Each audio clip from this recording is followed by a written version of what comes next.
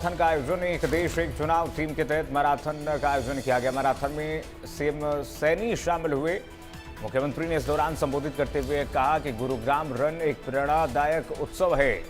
एक देश एक चुनाव के विचार को समर्पित ये दौड़ 22 जनवरी 2015 को पीएम ने आह्वान किया। बेटी बचाओ बेटी पढ़ाओ का भी जिक्र सीएम ने किया। सीएम ने कहा कि भारत की लोकतांत्रिक चेतना को सशक्त करने का प्रयास है। महात्मा गांधी ने दांडी यात्रा निकालकर अंग्रेजों का विरोध किया। तिरंगा यात्रा से पूरा देश के सेना के सम्मान में एकजुट पूरा देश हुआ है। पीएम मोदी ने आतंकवाद को मिट्टी में मिलाने का संकल्प लिया। मुख्यमंत्री नायब सैनी ने कहा कि ये मैराथन का आयोजन फिटनेस के लिए नहीं, फ्यूचर के लिए है। प्रशासनिक मशीनरी का बेहतर तरीके से उपयोग होगा। युवाओं की ऊर्जा और संकल्प से राष्ट्र निर्माण होता है। सीएम ने कहा कि बार बार इलेक्शन से खर्च ज्यादा होता है, बार बार इलेक्शन से विकास प्रभावित भी होता है। तो गुरुग्राम में एक राष्ट्र एक चुनाव मैराथन का आयोजन किया गया, जिसमें हरियाणा के मुख्यमंत्री नायब सिंह सैनी शामिल हुए। सैनी ने रविवार को गुरुग्राम में मैराथन को हरी झंडी दिखाते हुए कहा कि आज की दौड़ का मुख्य उद्देश्य इसे एक राष्ट्र एक चुनाव के महत्वपूर्ण विचार को समर्पित करना है। यह सिर्फ एक महाराष्ट्र नहीं, एक मैराथन नहीं, बल्कि बदलाव की दिशा में एक महत्वपूर्ण कदम है। ये एक संकल्प है, एक आंदोलन है। आज का ये आयोजन एक राष्ट्र एक चुनाव के विचार को गति देगा।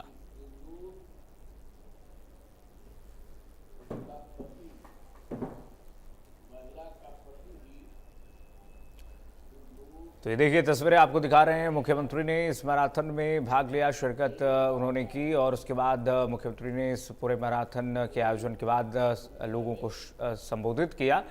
मुख्यमंत्री ने कहा कि मैराथन सिर्फ फिटनेस के लिए नहीं, बल्कि ये मैराथन हरियाणा के फ्यूचर के लिए। 22 जनवरी का जिक्र करते हुए उन्होंने कहा कि 22 जनवरी 2015 को पीएम ने फिट इंडिया का ऐलान किया था, फिट इंडिया का आह्वान किया था और उसको देश ने हाथों हाथ लिया। तिरंगा यात्रा से देश के सेना के सम्मान में पूरा देश एकत्रित हुआ। बार बार इलेक्शन से उन्होंने कहा कि खर्च होता है, इसलिए वन नेशन वन इलेक्शन होना चाहिए। एक देश एक चुनाव के विचार को समर्पित ये दौड़ की थीम पर सीएम भाग लेते हुए नजर आ रहे हैं। पूरे देश को साथ लेकर के उस समस्या को समाप्त किया। मैंने जिक्र किया है कि जब अंग्रेजों का देश के लोगों के ऊपर अत्याचार होता था, महात्मा गांधी जी दांडी यात्रा लेकर के निकले। देश के महापुरुषों को सम्मान की बात होती थी। आदरणीय नरेंद्र मोदी जी ने स्टैच्यू ऑफ यूनिटी, एकता की दौड़, पूरा देश उसके साथ दौड़ा, उनको अपना श्रद्धा सुमन अर्पित किए। सरदार वल्लभ भाई पटेल आतंकवाद के खिलाफ आदरणीय मोदी जी ने एक कड़ा स्टेप लिया। पाकिस्तान की सरजमी पर जाकर के हमारे जांबाज सैनिकों ने उस आतंकवाद को नेस्तनाबूद करने का काम किया।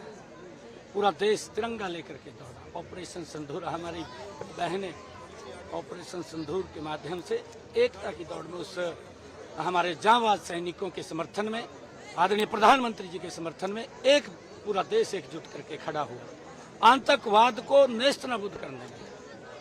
अभी पिछले दिनों हमने नशे के विरुद्ध एक यात्रा निकाली।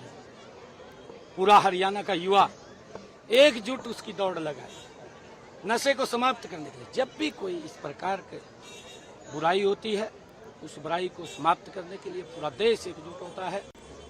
ये वन नेशन वन इलेक्शन, ये उसी ही एक समस्या है। क्योंकि मैं अगर हरियाणा की बात करूं, मैं हरियाणा के अंदर 13 अप्रैल से 2024 हम इलेक्शन मोड में हैं और 13 अप्रैल को ही आचार संहिता 2025 एक साल के बाद पैसे का वेस्टेज होता है, विकास की गति रुकती है। आदरणीय प्रधानमंत्री जी का जो सपना है कि हमने विकसित राष्ट्र बनाना है, तो विकसित राष्ट्र एक वन नेशन वन इलेक्शन एक बड़ी कड़ी है, तो उसमें भूमिका अदा करेगा। ये देश गति से आगे बढ़ेगा और जब भी कोई इस प्रकार की कोई समस्या कुरीति होती है, आदरणीय प्रधानमंत्री जी ने बेटी बचाओ बेटी पढ़ाओ का आह्वान किया और पूरा देश एकजुट खड़ा हुआ। आज लाखों की संख्या में बेटियां बची हैं। उसका बेटियां आज हमारी बेटियां राफेल जैसे विमान को उड़ाने का काम कर रही है। आज हमारी बेटियां बॉर्डर के ऊपर हमारी रक्षा सुरक्षा कर रही है। और आदरणीय प्रधानमंत्री जी ने स्वच्छ भारत का आह्वान किया। पूरा देश एकजुट हुआ है कि बीमारियां नहीं होनी चाहिए, भारत स्वच्छ और सुंदर सशक्त होना चाहिए।